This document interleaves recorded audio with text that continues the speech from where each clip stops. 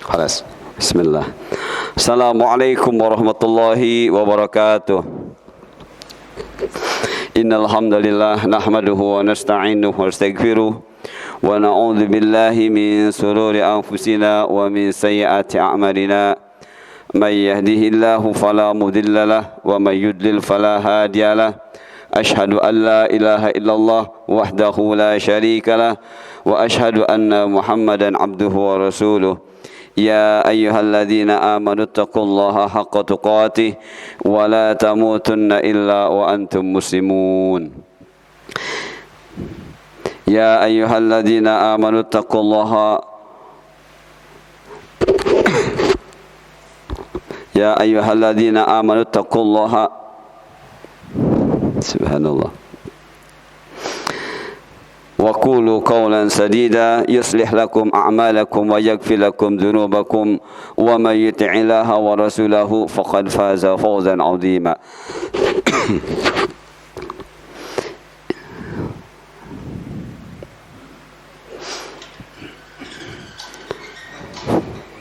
فإن أصدق حديث كتاب الله وخير الهدي هدي محمد صلى الله عليه وسلم وشر الأمور محدثاتها وكل محدثة بدعة وكل بدعة ضلالة وكل ضلالة في النار. Saudaraku yang dimuliakan Allah, alhamdulillah pada hari ini hari yang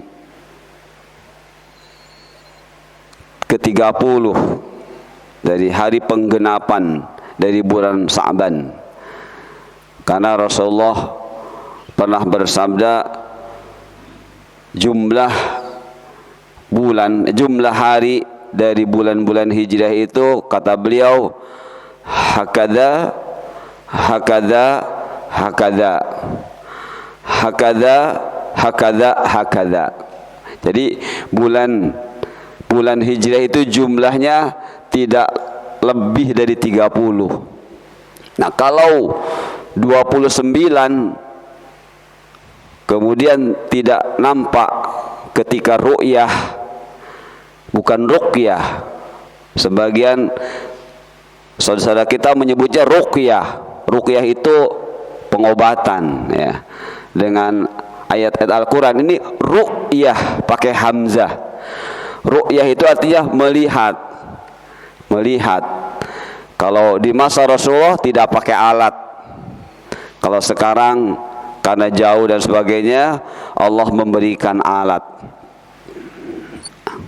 Namun ternyata alat-alat yang Allah ciptakan itulah untuk fasilitas kita melakukan ru'yah.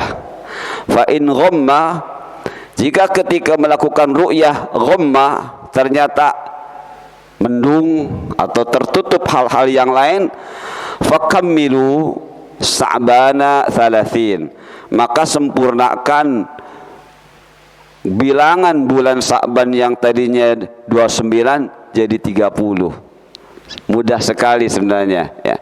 Dan Rasul sudah mengatakan, nahnu qaumun la naktub wa la nahsub. Kami ini kaum, umat yang tidak pandai menulis dan tidak pandai membaca, tidak pandai menghitung, ya.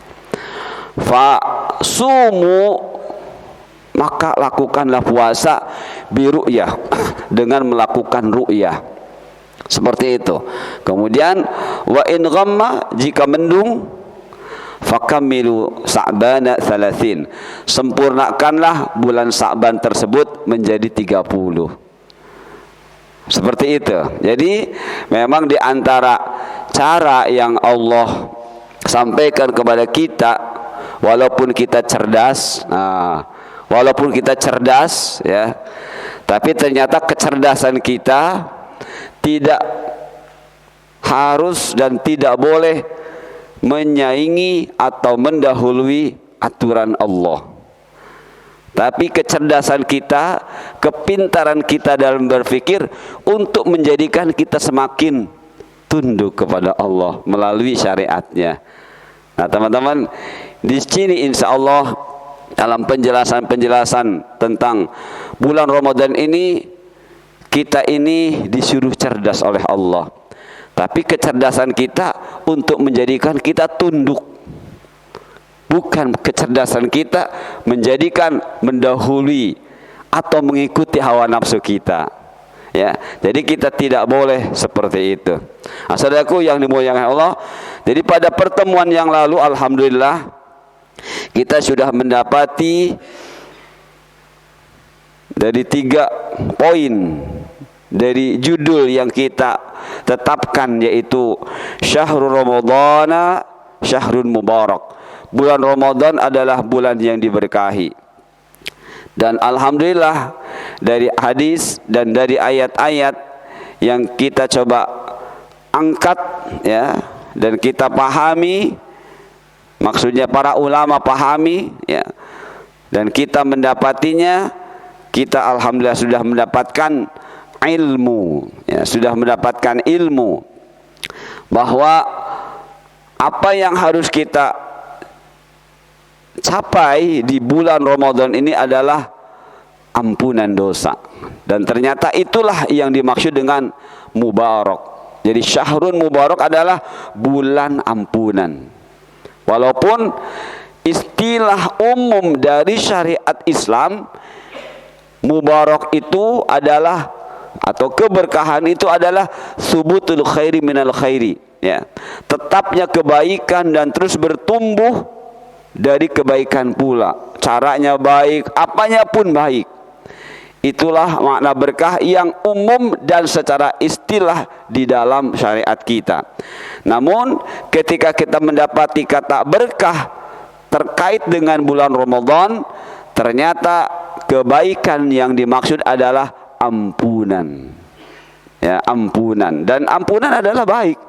Ya, justru kata Allah, faman zuhziha 'anin nar wa udkhilal jannata faqad faz.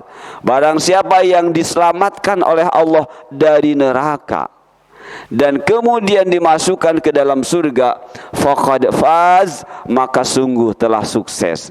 Itulah ampunan ya, itulah ampunan. Maka mari teman-teman, walau kita sudah mendapatkan ilmu dari Allah ya, melalui majlis ilmu ini, bahwa bulan Ramadan adalah bulan yang berkah, kita masih butuh penjelasan ya. Kemarin sudah juga kita mendapati bahwa untuk meraihnya adalah dengan ilmu, tidak bisa dengan selain ilmu ya. Nah, baik teman-teman, jadi sekarang kita tiba saatnya mengikuti ayat-ayat dan hadis-hadis sebagai penjelas lebih detail lagi tentang bulan Ramadan. Jadi secara garis besar, bulan Ramadan adalah seperti ini: Syahrul Syam, Syahrul Qiyam, dan Syahrul Lailatul Qadar. Jadi bulan Ramadan secara garis besar adalah isinya 3, secara garis besar 3. Satu, Syahrul Syam, bulan di mana umat Islam diperintah oleh Allah untuk berpuasa. Kemudian Syahrul Qiyam, bulan di mana umat Islam diperintah oleh Allah untuk salat tarawih. Dan Syahrul Lailatul Qadar, bulan di mana umat Islam diperintah oleh Allah untuk bisa mendapati malam Qadar, seperti itu ya. Nah, itu secara garis besar. Ini berdasarkan hadis yang diriwayatkan oleh Imam At-Tirmidzi ya, yang bunyinya adalah man shoma ramadhana wa qamahu imanan wa ihtisaban ghufira lahu ma taqaddama min dhanbihi wa man qama lailatul qadar imanan wa ihtisaban ghufira lahu ma taqaddama min dhanbi. Jadi 3 proyek besar yang sudah tergambar di benak kita adalah berdasarkan hadis ini ya. Artinya barang siapa yang berpuasa Ramadan, maksudnya di bulan Ramadan, puasa di bulan Ramadan, disebutlah puasa Ramadan. Dan salat tarawih wa qamahu imanan wahtisaban, dengan iman dan mengharap pahala dari Allah Ta'ala, ghufira lahu ma taqaddama min dzambi, niscaya itu pasti diampuni dosa-dosanya yang telah lalu. Wa man qama lailatal qadar, dan barang siapa yang salat pada malam qadar, niscaya dengan iman dan ihtisab, niscaya diampuni pula dosa-dosanya oleh Allah yang telah lalu. Nah teman-teman, jadi cara meraih ampunan atau keberkahan di bulan Ramadan ini adalah dengan ini 3 proyek besar, ya. Lakukanlah amalan yang besar yang ada dalam hadis ini. Namun bukan hanya mengetahui 3 proyek besar ini, akan tetapi harus dibarengi imanan wahtisaban. 2, ya. Imanan yang dimaksud adalah ilmu. Jadi teman-teman, kalau sudah bicara iman, itu bicara ilmu, ya. Karena agama Islam ini ilmu atau ilmiah, ya. Tidak ada yang hawa nafsu, ya. Karena kalau sudah hawa nafsu itu akan mencederai agama, ya. Kalau sudah hawa nafsu muncul temannya adalah syubhat, ya. Syubhat itu bisa bentuk pemikiran, kemudian dituangkan dengan gambar, apa saja. Yang jelas itu hama-hama agama, ya. Hama-hama agama. Termasuk kita tidak mau mendengar pendapat-pendapat yang lain, ya. Kita menutup diri untuk tidak menerima pendapat-pendapat lain, ya. Nah, itu juga syubhat, ya. Kita boleh menerima pendapat lain, tapi bukan berarti kita mengikuti, ya, seperti itu. Jadi kita boleh menerima masukan, tapi tidak berarti kita mengikuti. Namun kita diperintah oleh Allah untuk mendapatkan input sebanyak-banyaknya, tapi kemudian kita mengelolanya, ya. Makanya di dalam kaidah-kaidah fikhiyah, usuliyah, itu ulama mengingatkan kita ketika ada perselisihan, perbedaan pendapat, ya, maka yang tepat buat umat Islam dalam rangka mencerdaskan dan bisa menjalani ajaran agama ini dengan benar, kaidahnya adalah ketika terjadi perselisihan maka keluar, alias al-khuruju minal khilafi mustahabun. Ketika ada perselisihan pendapat, 2, tidak akan 3, 2. Maka sikap yang tepat untuk umat Islam adalah al-khuruj, keluar. Tapi keluarnya bukan meninggalkan, bukan, ya. Keluarnya itu bukan meninggalkan, sebodoh amat, biarin aja, saya emang gak ikut-ikutan, bukan. Justru 2 permasalahan ini kita kumpulkan, kita pelajari, kita cari dalil-dalil dari hadis, dari ayat, penjelasan ulama, terus diolah terus sampai akhirnya kita bisa menetapkan mana yang harus kita ikuti, yang A apa yang B. Seperti itu. Dan ketika memproses sampai kita bisa memutuskan 1 dari 2 tersebut, itu pun punya syarat-syarat lagi. Tidak boleh kita ketika memproses 2 perselisihan ini berdasarkan pada hadis-hadis yang dhaif, tidak boleh, ya. Tidak boleh seperti itu. Dan kemudian kita juga tidak boleh memunculkan ikhtilaf yang baru, tidak boleh. Ya, harus cuma dua saja, nggak boleh. Kalau gitu ini enggak, saya mau yang ini saja. Nggak boleh seperti itu. Seperti itu tidak boleh, teman-teman. Jadi kalau begitu malah akan menambah ikhtilaf yang lebih banyak lagi. Jadi hendaknya ketika kita ada perselisihan, kita keluar, kita kumpulkan data-data dari ayat hadis, kita pelajari, terus kemudian kita ambil salah satu. Tapi dengan catatan tadi, tidak boleh berdalil pada hadis yang lemah, tidak boleh. Dan kita pun tidak boleh menimbulkan permasalahan baru atau ikhtilaf yang baru, tidak boleh. Hanya dua saja. Jadi harus ada dua pilihan dari salah satu. Namun ketika dalilnya sama-sama kuat, maka muncul istilah ikhtilafut tanawwu'. Ikhtilafut tanawwu' itu yang kita boleh ikut ke sini, ikut ke sana. Seperti itu, ya. Disinilah seharusnya umat Islam mengetahui, walaupun secara individu. Karena agama ini nanti di akhirat kita masing-masing akan dimintai pertanggungjawaban. Ya, kita tidak akan mengatakan, nih Ustadz ini silakan, saya mau nggak tahu, saya cuma ikut aja. Tidak akan seperti itu, teman-teman. Setiap kita akan yukallimuhullah, Allah akan mengajak bicara, dan kita akan dimintai pertanggungjawaban. Kenapa kamu ikut Ustadz ini? Kenapa kamu ikut imam ini? Karena akan tanya. Ya, tidak kita serahkan, terserah pokoknya, saya mau cuma ikut aja. Gak seperti itu. Ya, jadi kita ini umat manusia, walaupun Rasul mengatakan ummiyun itu buat Rasul, ya. Namun kita bisa jadi diberi lebih, tapi lebihnya kita juga bukan untuk mendahului agama, tapi untuk menunjukkan dan untuk menimbulkan rasa syukur yang tinggi kepada Allah. Dan bukti syukur itu adalah ketaatan, bukan penentangan, ya. Seperti itu, teman-teman.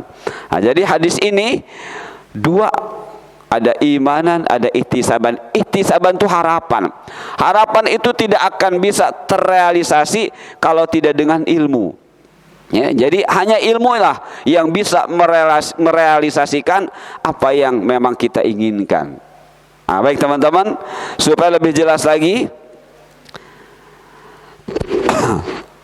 ketika bicara ilmu, kita diingatkan oleh agama kita bicara pengetahuan. Nah, ketika bicara pengetahuan, maka di dalam syariat kita, agar pemeluk agama Islam ini khususnya tidak salah dalam beribadah, ya, tidak salah memilih, maka dipahamkan kepada kita 5 macam pengetahuan. Dan ini harus kita ketahui, walaupun secara individu, ya, kita jangan membiarkan diri kita mengikuti apa terus kata Ustadz. Tidak boleh seperti itu. Tapi kita harus punya kemampuan ke arah sana, ya. Seperti itu. Nah, pengetahuan di dalam syariat kita ini ada 5 macam, teman-teman. Ada yang disebut dengan ilmu, ada disebut dengan zon, ada al-wahm, ada asyak, ada ajal. Ketika kita paham masing-masing pengertian dari istilah-istilah ini, kita bisa menentukan pilihan secara tepat. Apa ibadah mana yang benar? Ya. Ibadah yang seperti apa yang kita harus lakukan. Ini dengan memahami pengetahuan-pengetahuan ini. Kalau kita tidak paham, ya sudah, capek-capek amat, saya mau gimana Ustadz ini aja. Ketika kita mengatakan saya mau gimana Ustadz ini saja, itu sudah kultus, dan dia sudah rusak agamanya sendiri. Hati-hati, teman-teman. Jadi ketika kita memutuskan karena tidak mau pusing, udah pokoknya gimana Ustadz ini aja saya mah, yang lain nggak perlulah, itu ternyata dia sudah memberikan hama pada dirinya, agama dirinya. Ya, dia sedang merusak agamanya. Wala'iyadzubillah. Ya. Nah, oleh karena itu, teman-teman, ini bahasa Arabnya ada al-ilmu, ada al-dhan, ada waham, ada syak, ada jahal. Sengaja, ya. Ini harus kita ketahui supaya Ramadan kita bisa mencapai target. Ya, apa? Ampunan dosa. Karena kalau kita tidak paham ini, kita nanti asal ikut saja Ramadan ini.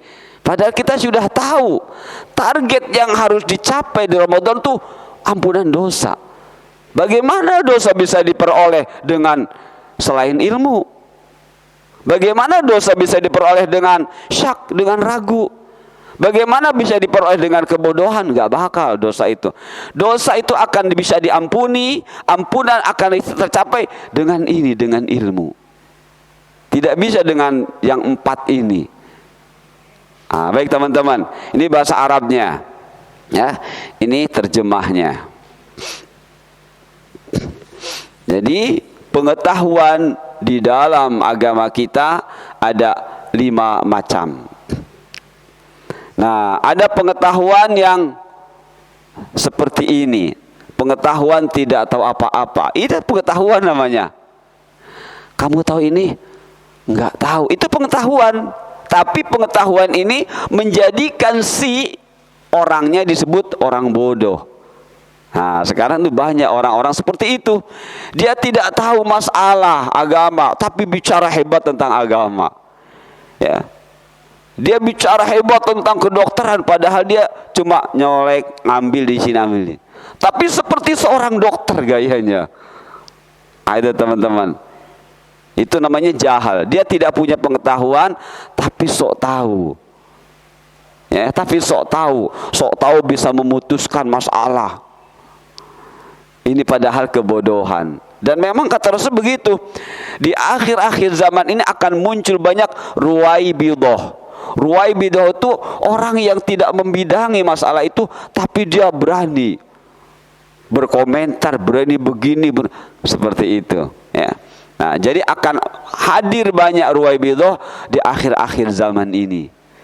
Ya, yang tidak tahu tentang ini sok tahu, yang tidak tahu tentang ini sok tahu. Padahal hawa nafsunya yang memutuskannya tersebut, bukan ilmu. Nah, makanya kata Allah menyuruh Rasulnya, Qul kullu ya'malu ala syakilati. Katakan wahai Rasulku, semuanya ini akan bekerja, bergerak sesuai dengan kemampuannya. Nah, kita disuruh kerja sama. Begitu sebenarnya oleh Allah tuh. Dengan kemampuan ilmu yang berbeda-beda, Allah maksudkan agar kita ini bersatu, bekerja sama. Seorang ustadz gak pandai tentang ilmu kedokteran, tidak harus rendah hati untuk mengakui kekurangannya. Seorang dokter gak ngerti masalah dalil-dalil, juga tidak harus berkecil hati, bekerja sama dengan ustadz. Itulah yang Allah inginkan. Jadi akhirnya umat Islam ini bersatu, tidak terpecah-pecah, tidak terkotak-kotak. Ya. Ini yang kita harus jaga teman-teman. Ya. Nah, jadi mari kita pahami beberapa istilah pengetahuan di dalam agama kita, supaya kita bisa beribadah pakai ilmu, bukan pakai selain ilmu. Apa? Zon, waham, syak, jahal. Ini tidak bermanfaat. Ya. Jadi yang 4 ini tidak bermanfaat. Ada yang masih bermanfaat, ini zon, tapi zonnya ada embel-embelnya nanti. Kalau hanya zon saja, tidak bisa kita jadikan dasar ibadah kepada Allah. Ilmu seperti ini pengertiannya teman-teman. Ilmu adalah pengetahuan yang pasti yang bisa menyelesaikan masalah secara tuntas. Baik itu ilmu tentang keduniaan ataupun ilmu tentang keakhiratan. Dua ilmu ini kita ikat menjadi ilmu agama. Tadi kita menyalakan proyektor. Kalau nggak bisa, kita tanya gimana cara menyalakan proyektor. Diberitahu oleh si A, itulah ilmu. Itulah ilmu. Ya. Bagaimana memasang layar yang benar? Saya tidak tahu nih. Berarti dia jahil. Diberitahu begini yang benar, itu ilmu. Jadi apapun yang membuat tuntas masalah, itulah ilmu teman-teman. Dan jadikanlah semuanya ilmu-ilmu dunia ini tetap untuk akhirat kita. Nah, sekarang kita sedang menjadikan ini sebagai fasilitas sampainya ilmu agama, ilmu akhirat kepada kita. Maka ini adalah kerjasama antara dunia dengan akhirat, jadi ilmu agama. Nah, seharusnya kita itu seperti itu. Jangan masing-masing. Ya, ada istilah al-'adah muhakkamah. Ada kebiasaan itu jadi hukum. Bukan kebiasaan lama saja. Bukan, tapi mohon maaf teman-teman, ini di masa pandemi mayoritas umat pada bermasker misalnya, ini namanya ada. Nah, mana yang harus kita ikut? Apa kita enggak pakai masker atau pakai masker? Ada muhakamah, pakai masker yang tepat itu. Jadi jangan hawa nafsu, saya mah itu enggak seperti itu. Agama itu sudah mengatur. Yang tepat itu pakai masker. Dalilnya apa? Al-'adah muhakkamah. Seperti itu, al-'adah muhakkamah. Sekarang kalau ada muhakkamah ini ternyata berkaitan dengan ketaatan kepada Rasul melalui ulil amri. Bagaimana ibadah kita nanti? Kalau saat itu kita tidak mengikuti, bisa sia-sia ibadah kita. Itu namanya al-'adah muhakkamah. Dan kita harus tahu, harus paham itu, supaya kita nggak masing-masing. Saya udah sehat, nggak bakal tertular. Saya sudah divaksin. Tidak seperti itu. Dalam beragama tidak boleh seperti itu. Dalam beragama itu harus dalam pikirannya, nanti ada di sini ada penjelasan bagaimana kita ini supaya hati-hati dalam beragama. Tidak boleh merasa sudah aman sendiri, tidak boleh seperti itu. Nah, teman-teman, jadi ilmu adalah seperti ini. Nah, zon adalah pengetahuan yang lebih kuat untuk salah satu dari dua permasalahan, tapi tetap tidak boleh jadi dasar ibadah. Zon itu tidak boleh, zon itu menjadi dasar ibadah. Nah, seperti ini, ya, seperti di masa pandemi, mana yang harus kita ambil, ya, mana yang harus kita lakukan. Ini ada zon di sini dan juga ada waham. Jadi kalau waham itu dipaksakan itu waham. Kalau zon dengan sendirinya lancar, tapi belum ilmu. Kemudian ada syak, ragu, antara iya dan tidak, antara boleh dan tidak, itu ragu. Itu juga tidak bermanfaat untuk ibadah kita. Nah, yang lima jahal. Ya, silahkan teman-teman hafalkan ini dan sambil dipahami, sambil terus dipelajari. Ya, yang jelas nanti yang akan mungkin menjadi dasar kita beribadah adalah nomor satu. Ya, dan nomor dua, ketika diberi embel-embel namanya az-zonu al-asasi, zon, asumsi, tapi berdasarkan dalil-dalil, baik Al-Quran atau Hadis. Misalnya di dalam hadis ada mengatakan ad-doror la doror wala diror. Hadis mengatakan la doror, tidak boleh membahayakan dan juga tidak boleh dibahayakan. Alias kita tidak boleh mencelakai siapapun termasuk diri kita.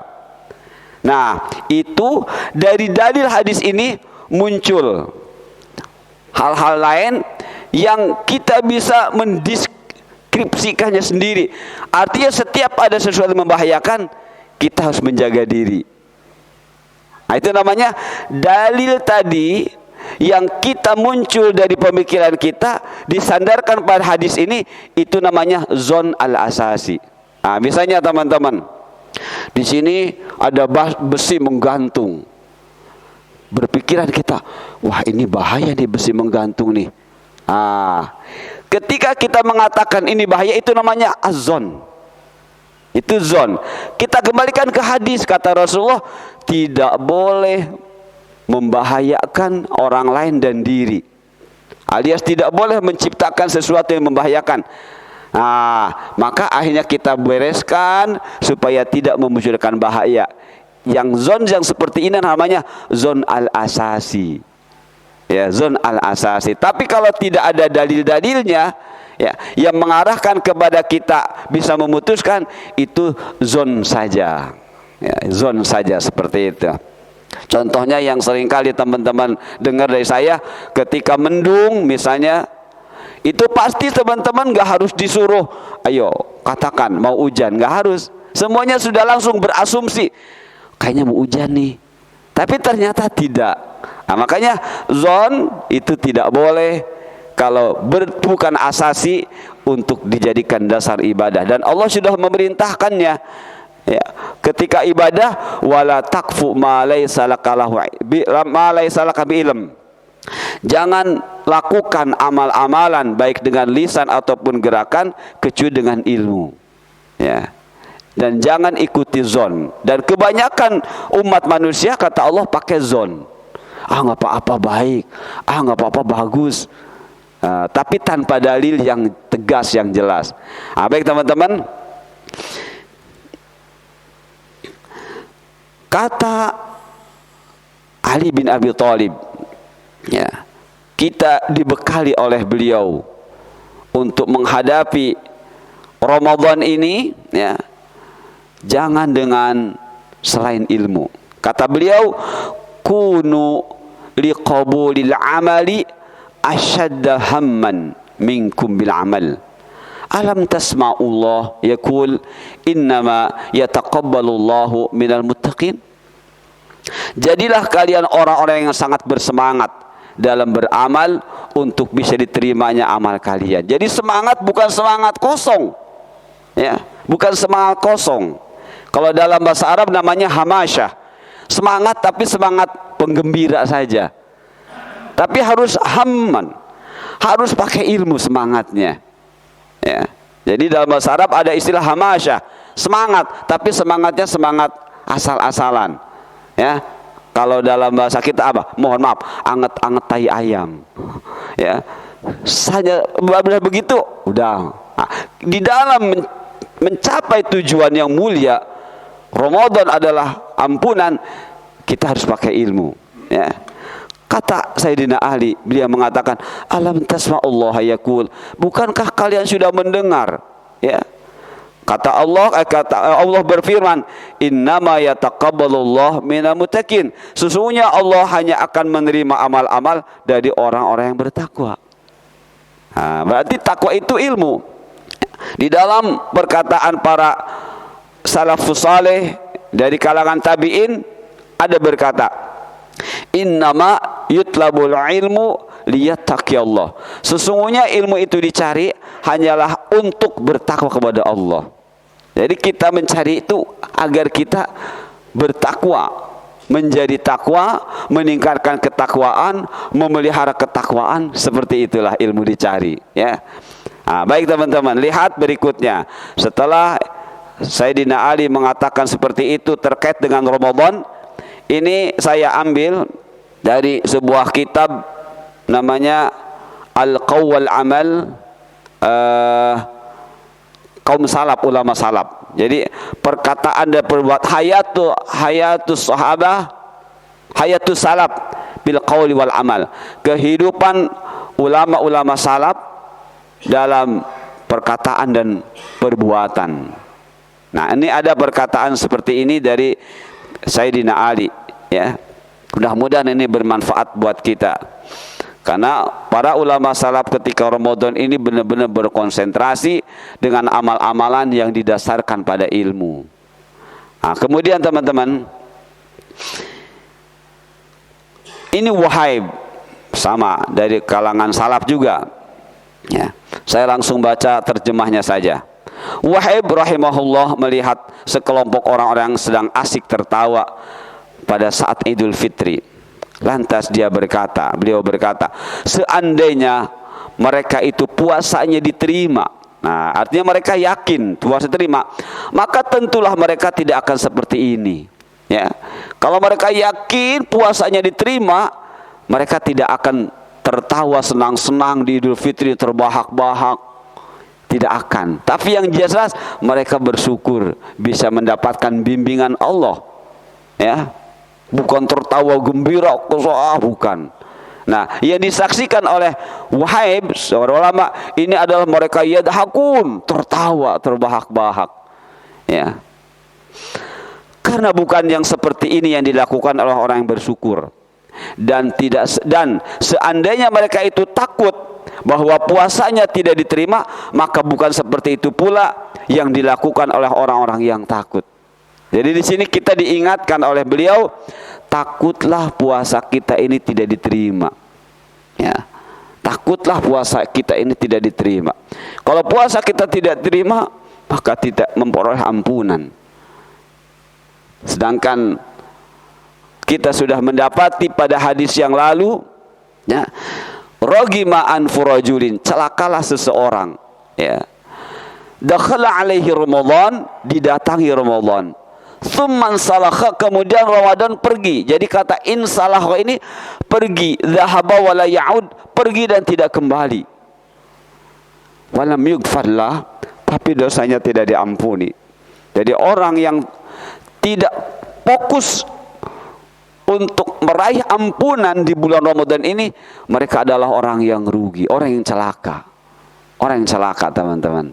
Ya, mudah-mudahan kita tidak termasuk yang celaka. Jadi kita melalui perkataan beliau ini dibimbing untuk menjadi orang yang bersyukur dan punya rasa takut. Ya, bersyukur Ramadan sudah selesai, dan kita bersyukur hari-hari Ramadan, malam-malam Ramadan kita berusaha mengisinya dengan amal-amal yang berdasarkan ilmu. Dan di akhir juga kita tetap harus ada rasa takut.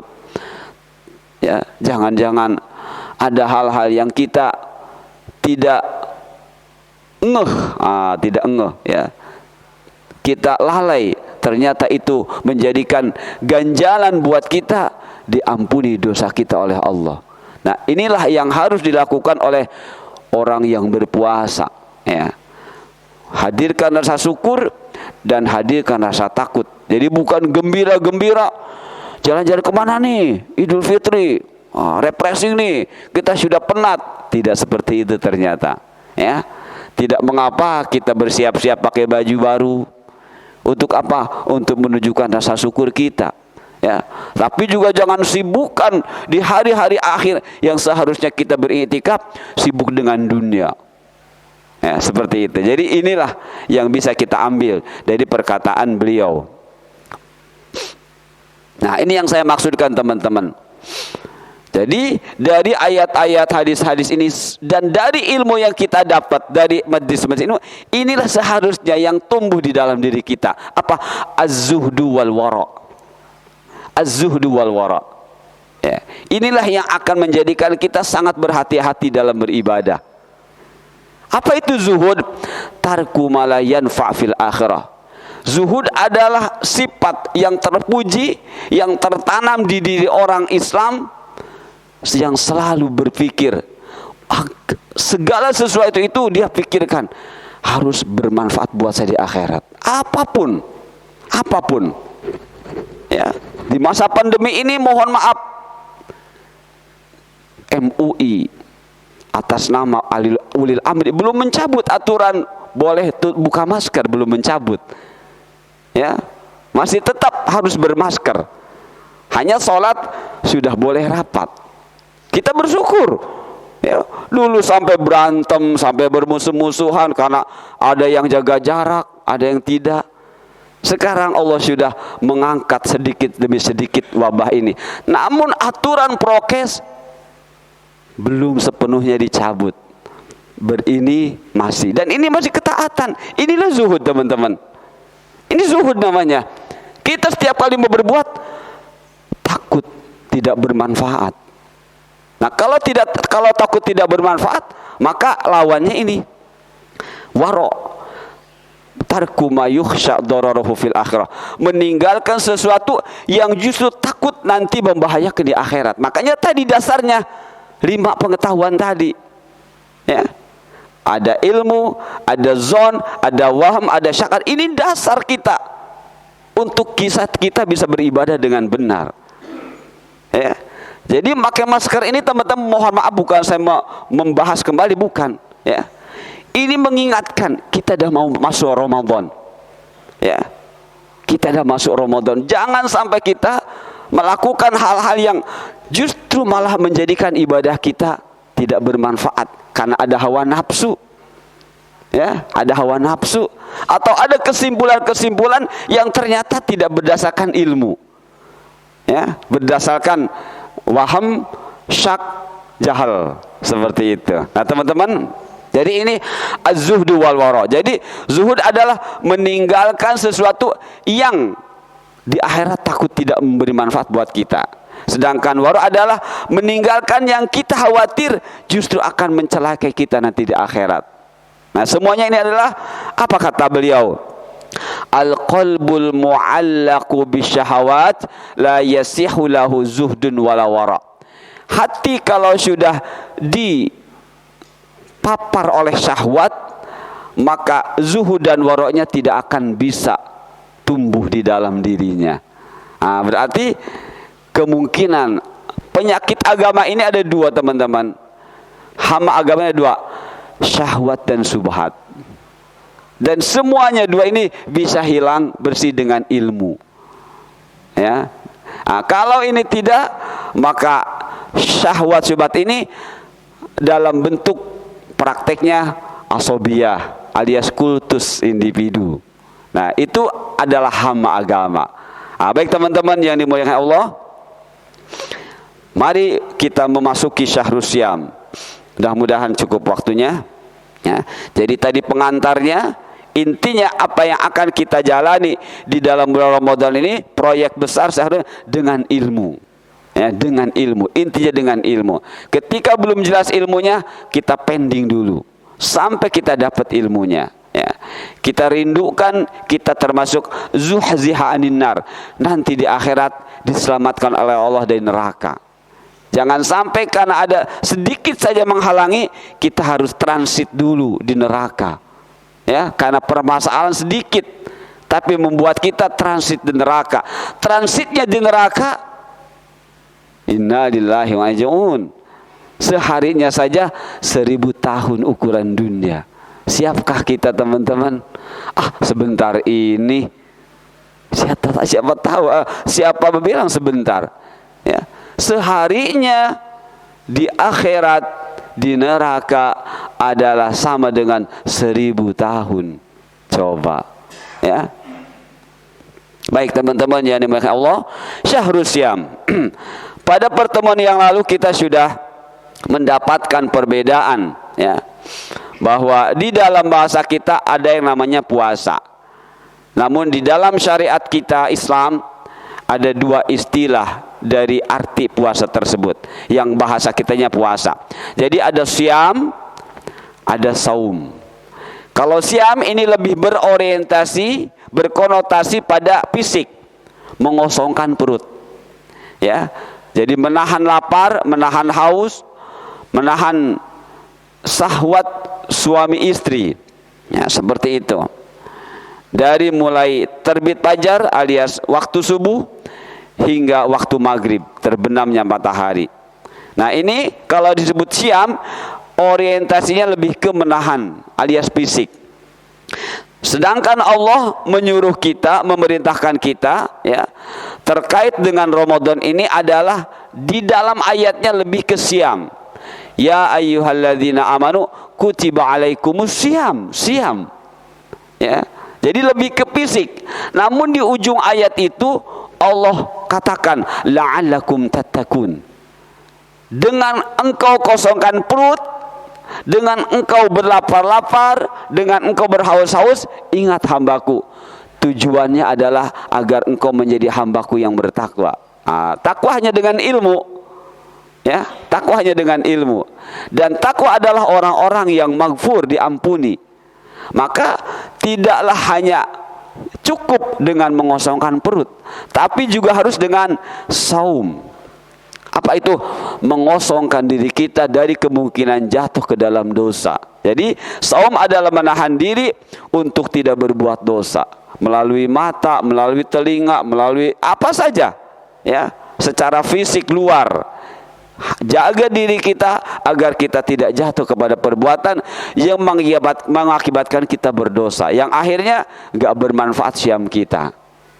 Jadi target, walaupun kita disuruh berlapar-lapar, targetnya mulia, menjadi hamba Allah yang bertakwa. Dan inilah apa yang kita jadikan visi dalam hidup ini. Inna akramakum indallahi atqakum. Sesungguhnya orang yang paling mulia di antara kalian menurut Allah adalah yang paling bertakwa. Jadi kita ini sedang menuju ya level atqa, paling bertakwa. Maka mari hanya dengan ilmu kita bisa meraihnya. Nah, teman-teman yang dimuliakan Allah, yang pertama kita pertegas adalah mengetahui makna siam. Tadi supaya tergambar ya. Puasa bahasa kita di dalam syariatnya ada siam, ada saum. Nah, ini untuk mempertegas saja. Ketika bicara siam di dalam ilmu fikih itu sudah inklusif di dalamnya saum. Ketika bicara saum maka inklusif di dalamnya siam. Jadi tidak dipisahkan. Mengapa teman-teman? Nah, ini dia. Ta'abbud lillah, beribadah. Ya. Jadi kita sedang mengosongkan perut, ini harus punya nilai ibadah. Nah, kalau harus punya nilai ibadah, maka harus pakai ilmu. Maka ketika seorang melakukan siam, itu harus dibarengi saum. Ya. Nah, ketika saum di dalam bulan Ramadan harus dengan siam. Tapi ketika di luar Ramadan kita tidak siam boleh, tapi tetap saum. Ya, ya di luar Ramadan kita nggak puasa Senin, kita tidak puasa Kamis. Kalau memang sedang ada halangan nggak apa-apa, tapi saumnya tidak boleh ditinggalkan. Ya, saumnya tidak boleh tinggalkan. Artinya menahan diri dari kemungkinan jatuh kepada amal-amal yang membuat kita berdosa tidak boleh. Adapun mengosongkan perutnya boleh. Enggak apa-apa kita tidak puasa, tidak siam. Senin enggak puasa ini, saya lagi kurang enak badan.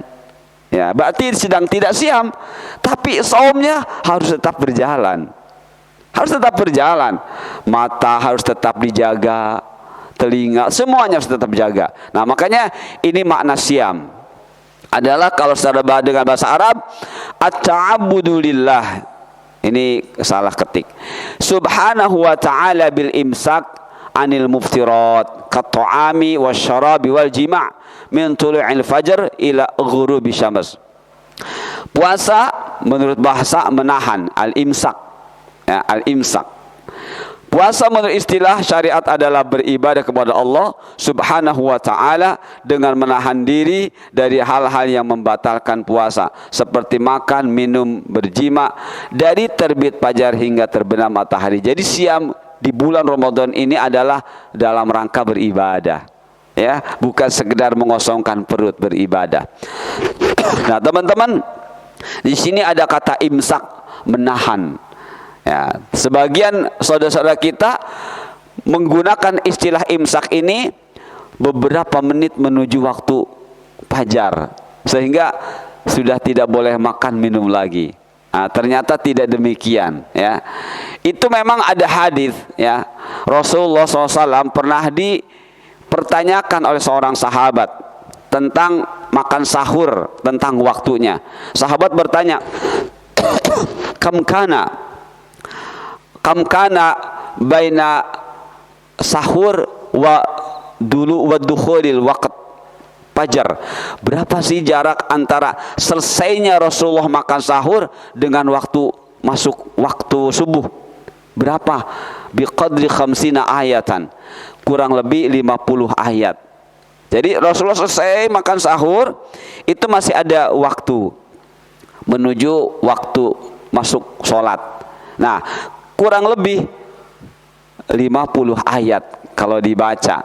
Nah, kalau dijamkan sekarang, dimenitkan, kurang lebih 1/4 jam atau 10 menit, 10 atau 15 menit. Nah, sehingga dipahami itulah imsak, tidak makan, tidak minum. Wallahu a'lam, ya. Jadi sebenarnya masih tetap boleh makan minum selama waktu fajar belum tiba. Bahkan andai kita sedang makan atau sedang minum, pas lagi minum, Allahu Akbar, Allahu Akbar, bagaimana ini? Boleh dihabiskan, ya, boleh dihabiskan. Apalagi terkadang kumandang azan ini suka tidak tepat waktu, ya. Ada yang mungkin beberapa menit baru azan, seperti itu. Makanya kita harus tetap konsentrasi melihat waktu, ya, seperti itu. Nah, teman-teman, nah ini, jadi ketika kita mengatakan siam, maka di dalamnya inklusif ada saum. Ya. Nah, ini diantara hadisnya Rasul mengatakan ini berkaitan dengan Ramadan, khususnya umumnya dengan selain Ramadan. Kata beliau, rubba shaimin laisa lahu min siyamihi illa ju' wa rubba qaimin laisa lahu min qiyamihi illa syahr. Berapa banyak orang yang berpuasa yang dia itu tidak mendapatkan pahalanya kecuali lapar. Tuh. Jadi di Ramadan ini ternyata banyak yang cuma dapat lapar aja, pahala nggak dapat. Kenapa? Karena tidak pakai saum. Nah, teman-teman, ketika kata soim, maka di dalamnya ada kata siam dan saum seharusnya. Ya, seharusnya. Namun Rasulullah menjelaskan kepada kita, ternyata orang yang soim hanya siam saja, saumnya tidak. Ya, saumnya tidak. Seharusnya kalau dia tahu, kalau kita tahu tujuan dari mengosongkan perut di bulan Ramadan khususnya adalah menjadi kita bertakwa, seharusnya dibarengi saum, begitu kata Rasulullah. Ya, namun ternyata illal ju', tidak, akhirnya cuma mendapat lapar saja, haus saja. Nah, malamnya bagaimana? Waruba qaimin laisa lahu min qiyami illa sahar. Dan banyak juga orang yang salat malam alias tarawih tapi nggak dapat pahala kecuali begadang saja. Karena memang di waktu Ramadan ini salat tarawih ini fleksibel waktunya. Bisa setelah salat sunnah Isya, ya, bisa jeda dulu mungkin 1 jam, boleh tengah malam, boleh sepertiga malam ketiga. Boleh seperti itu. Jadi fleksibel. Mengapa demikian? Karena pada hakikatnya sholat tarawih itu adalah sholat tahajud. Nanti insya Allah akan ada penjelasannya di Sahrul Qiyam. Nah, baik teman-teman, ini masih penegasan tadi, ya. Siam harus saum. Saum selama Ramadan harus siam. Ini hadis mempertegas lagi. Man lam yada' qaula zur wal amal bih falaisa lillahi hajatun fi ayyada'a ta'amahu wa syarabahu. Barang siapa yang tidak meninggalkan ucapan zur dan berbuat zur, Allah tidak butuh orang itu meninggalkan makan dan minumnya. Zur kemarin sudah dijelaskan, semua yang bertentangan dengan syariat itulah zur, baik melalui lisan ataupun selain lisan.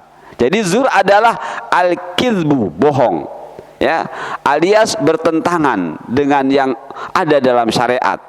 Nah, kalau benar itu namanya asyidku. Siapakah orang-orang yang diberi nikmat oleh Allah sehingga benar dalam beramal ibadahnya? An-nabiyyin was-siddiqin. Siddiqin itu orang yang siddiq, benar, ya. Wasyuhada wasalin. Syuhada memperjuangkan agar ini tetap eksis ajaran agama ini. Salihin mempraktekkan. Jadi kalau kita ini bisa masuk 3, tapi tidak akan nabi. Kita shadiq, ya, kita siddiq, kita sadiq, artinya kita benar ibadahnya, pakai ilmu, tidak pakai nafsu, tidak pakai syubhat. Ya. Kemudian syuhada kita perjuangkan, ya, kita perjuangkan terus agar ajaran agama ini terus eksis minimalnya di diri kita. Nah, kita lakukan itu salih. Jadi kita bisa mendapatkan 3 gelar ketika kita menjaga agama kita secara benar, ya. Siddiqin, syuhada, salihin. Nah, teman-teman, falaisa lillahi hajatun fi ayyada'a ta'amahu wa syarabahu. Allah tidak butuh orang itu meninggalkan makan dan minum. Jadi laparnya kita, hausnya kita nggak bermanfaat, ya. Kalau kita, mohon maaf, sholatnya salah. Seperti teman-teman mungkin lihat ada sholat tercepat, sholat tarawih tercepat, ya, Allahu Akbar, Allahu Akbar, subhanallah, itu dosa malah, ya. Bismillahirrahmanirrahim, Allahu Akbar. Ya Allah, kata saya itu jauh sekali. Ini mereka bukan sedang menuju ampunan, sedang menuju dosa, ya, sedang menuju dosa, dan bahkan sedang mengumpulkan dosa saat itu. Ya, kenapa? Rasulullah tidak pernah mengajarkan tarawih seperti itu, ya. Nah, baik teman-teman. Jadi puasa adalah salah satu macam ibadah kepada Allah dengan cara mengosongkan perut dan menahannya dari segala hal yang bisa membatalkan puasanya, serta menahan diri untuk tidak berhubungan suami istri dari mulai terbit fajar hingga terbenam matahari, yang bertujuan menjadi hamba Allah yang bertakwa, memelihara ketakwaannya serta meningkatkan ketakwaannya. Kemudian untuk tercapainya tujuan mulia tersebut, maka seorang muslim yang sedang berpuasa itu hendaknya dia juga menahan panca inderanya dari hal-hal yang menjadikan dirinya berdosa. Inilah siam dimaksud di dalam bulan Ramadan. Teman-teman, sebenarnya sudah waktu isyraq ya, sedikit saja lagi. Tujuan puasa ini sudah jelas menjadi orang bertakwa. La'allakum tattaqun. Definisi takwa ini sebenarnya di sini definisi takwa banyak teman-teman, banyak sekali. Sayyidina Ali juga menerbitkan definisi takwa. Beberapa ulama banyak definisi ya. Namun mudah-mudahan definisi takwa yang ada dalam tafsir-tafsir itu juga ada sama. Ini sangat simpel tapi mudah dicerna ya. Kalau bahasa Arabnya saya tulis dengan Latin, al-imtithalu bi awamirillah wa ijtinabu nawahi. Nah, ini simpel sekali tapi mudah dipahami ya. Kalau diartikan kurang lebih seperti ini: melaksanakan perintah-perintah Allah dengan cara mencontoh. Dari mana kita mendapati kata-kata dengan cara mencontoh? Dari kata imtithal tadi ya. Imtithal sudah sering kali disampaikan. Ketika mendengar kata imtithal itu asalnya misal. Misal itu contoh. Ketika imtithal berubah maknanya jadi mencontoh. Nah, ketika ini dijadikan sebuah definisi untuk takwa, berarti kita beribadah alias melaksanakan perintah Allah. Jika ingin disebut muttaqin, maka ketika melaksanakan perintah itu tidak bisa tidak kecuali dengan mencontoh ya, mencontoh. Jadi imtithal itu artinya mencontoh dari kata misal. Nah, saat itu pula dibarengi dengan meninggalkan ya dosa-dosa, maka itulah bertakwa teman-teman. Nah, kemudian teman-teman yang dimuliakan Allah, sedikit lagi, di samping definisi takwa itu seperti itu juga punya makna yang komplit. Takwa itu sinonim takwa atau bertakwa: satu, berhati-hati agar tidak jatuh kepada perbuatan dosa. Jadi segala yang mau dilakukan itu hati-hati, dosa tidak nih, bermanfaat enggak nih, seperti itulah. Jadi ini zuhud ya. Jadi orang yang bertakwa itu tumbuh di dalam dirinya zuhud dan waro. Dulu saya memahami zuhud dan waro itu orang-orang sufi, pakai pakaian the kill of the kumel. Ah, itu zuhud namanya, waro katanya. Ternyata tidak. Justru sebisa mungkin kita berpenampilan yang bagus ya, bukan sedang ria, tapi Allah ingin dan Allah suka ketika melihat hambanya ini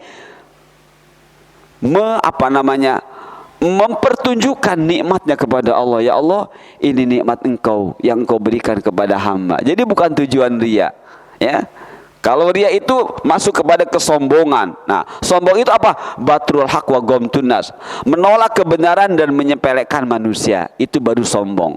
Nah, kalau kita berpakaian bagus, rapi, dan tujuannya ini memperlihatkan kepada Allah nikmat yang Allah berikan kepada diri kita, itu bukan kesombongan kata Rasul ya.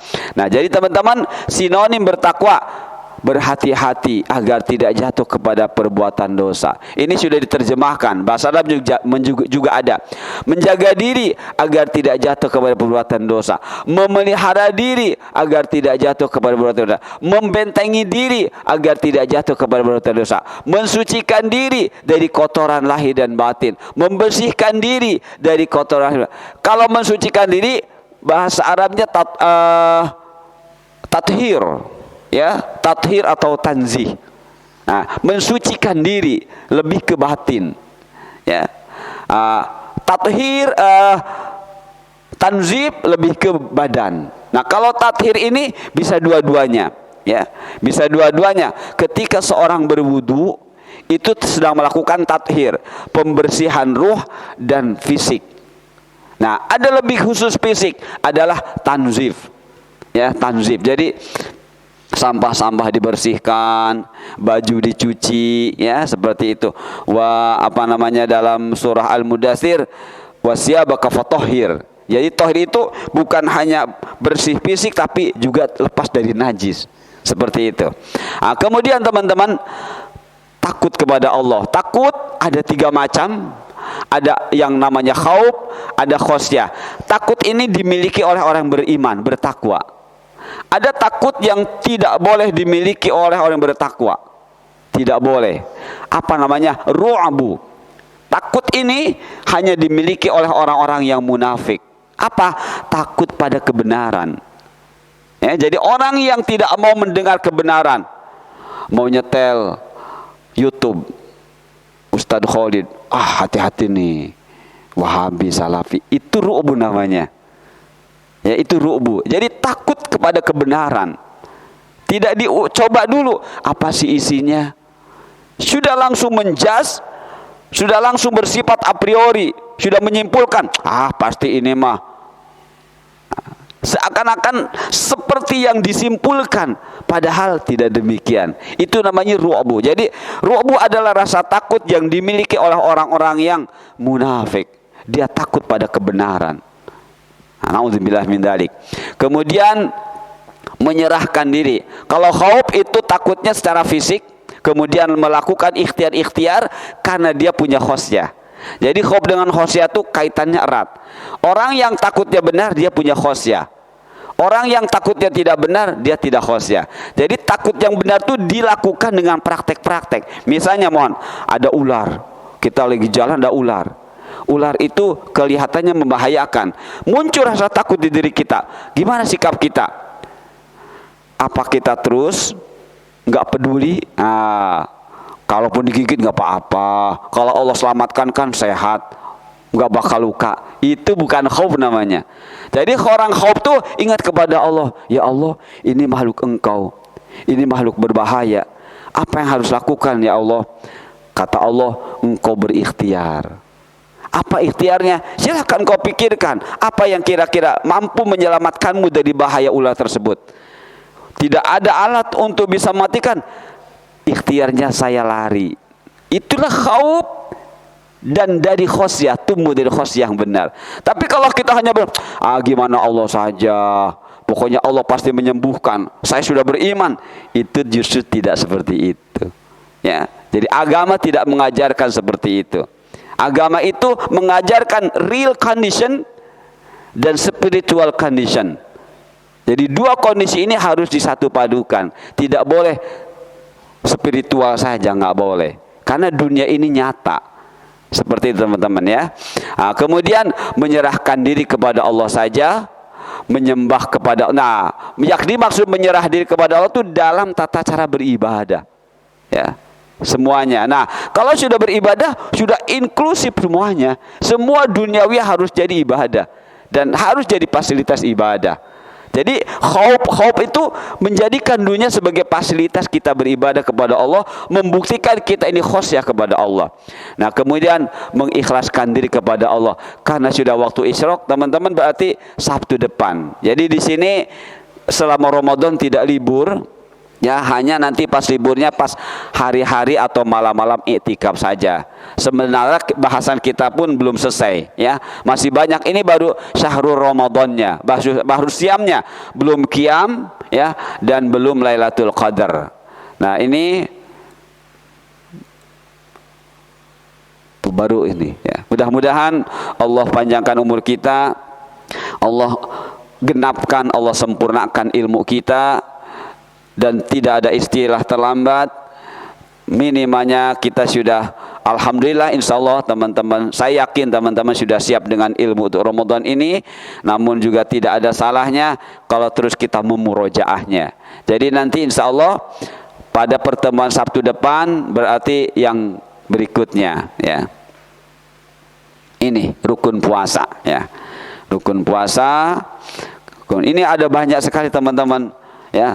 Sepertinya selama Ramadan mungkin kita membahas ini ya. Kalaupun dipercepat kayaknya nggak bagus ya. Karena ada hal-hal yang perlu secara detail dijelaskan, ada yang perlu singkat. Baik teman-teman, mohon maaf ini sudah waktu isyraq. Insyaallah Sabtu depan kita lanjutkan di ketiga dari Syahrul Siyam, yaitu rukun puasa. Subhanakallahumma bihamdika asyhadu an la ilaha illa anta astaghfiruka wa atubu ilaik. Wassalamualaikum warahmatullahi wabarakatuh.